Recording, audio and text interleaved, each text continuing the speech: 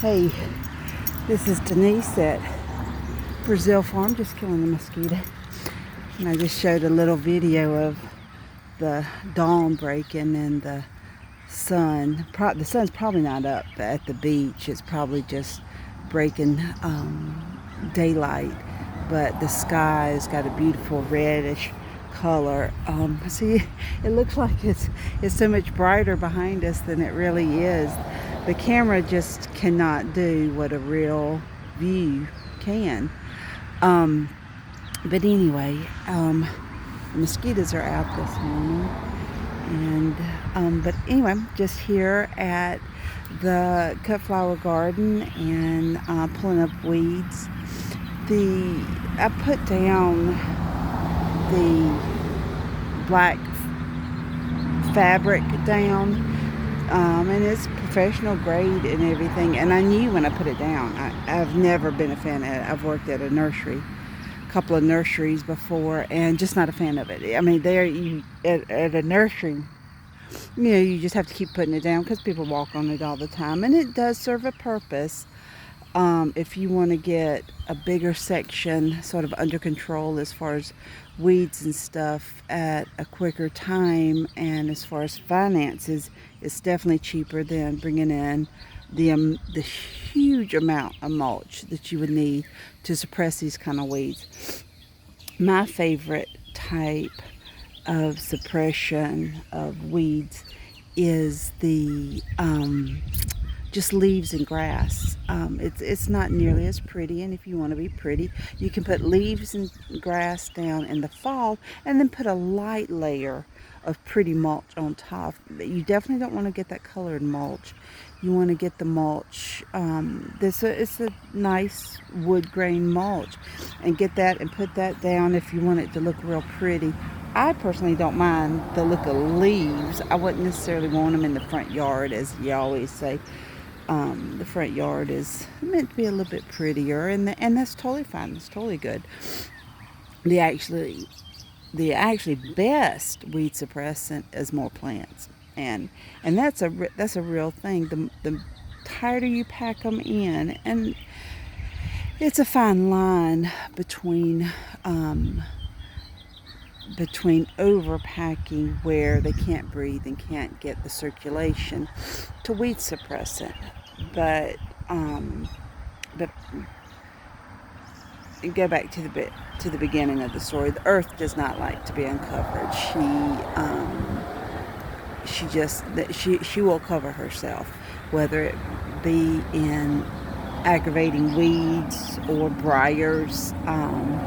She will cover herself, and it's usually not with what you want it to be covered with.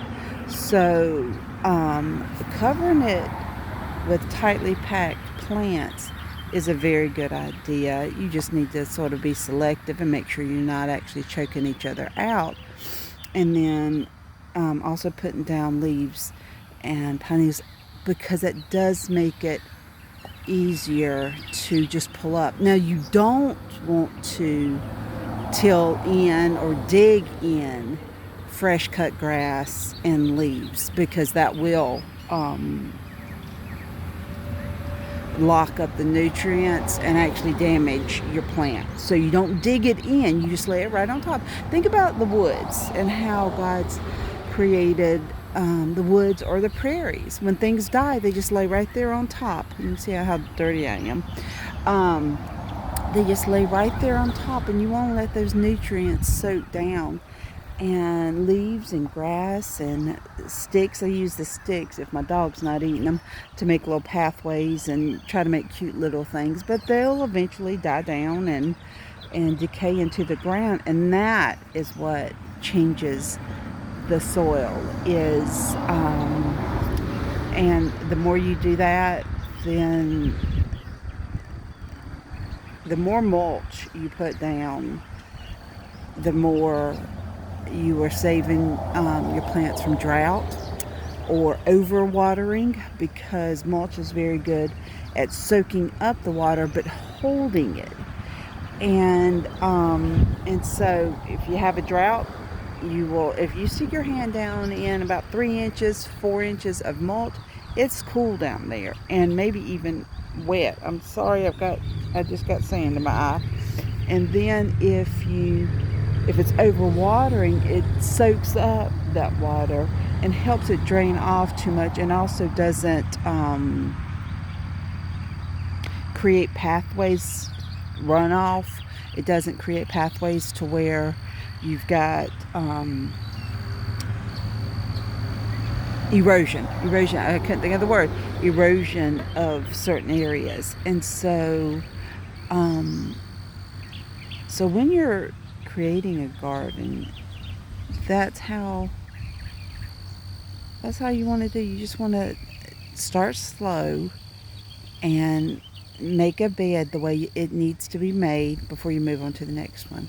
And I'm telling you this because this is not, of course, what I do.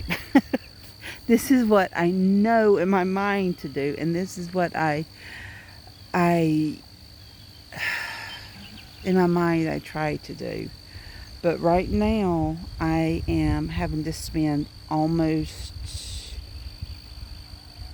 I would say, a week, a full, well, I have 1 hour a day that I pull weeds, and it's going to definitely take a whole week for this section that I planted stuff in, but it wasn't tightly planted, and so all these weeds have come in. And we have Bahia grass. This is, country, so I'm sure cows were here at one time, and it's great for cows. It's great grass for cows, but for absolutely anything else, it is horrible. If you want a beautiful lawn, if it stays cut, that's great, but you have to cut it almost every week. It's the grass that it springs up. You cut the grass, and a week later, it's got a little sprout sticking up, and it just looks horrible. It just looks horrible. And then you get it in the garden, the roots are so, not even deep, but just compact and dense. I've got a great tool that helps pop them up, but you know that you see people work out in the gym and they have those ropes and they're doing that. Well, that's what this exercise is for. It's to build those muscles for pulling those things out of the ground. They pull up so much earth with compact, just dense. One clump can have, as big as my hand, can have dense weeds in there. And so listen to what I'm saying, and don't do what I do, listen to what I say. Do a small bed at a time, get it very mulched in, get it how you want it, and then move on to the next section. We get these, especially less experienced people, or immature people, maybe I should say, because I'm one of them. We get excited and we want to do this and we want to do that and everything. And I'm getting to the age, I'm almost there, to learn to actually do what you can do. Don't buy more plants that you can't put in the ground. And what I mean, you're at the store and you see all these great plants, or you buy all these wonderful seeds and they never get put in the ground. And so be smart. You'll enjoy it so much more. You'll cuss less. And your garden will look so much better, because there's not much worse than weeds, where you don't want them. And so they just look really bad. And so do your job completely. Don't treat yourself better than that. Maybe I'll learn a lesson eventually. I've only been doing this stuff for years, but anyway, one day I'll get good at it. Y'all have a lovely day. It's going to be a beautiful one. The sky's not pink anymore. The sun must be all the way up down at the beach. But it sure was pretty when it came over those trees. Go outside, look at something beautiful, and see what you can do to make a beautiful world out there, okay? Y'all have a good one. Bye.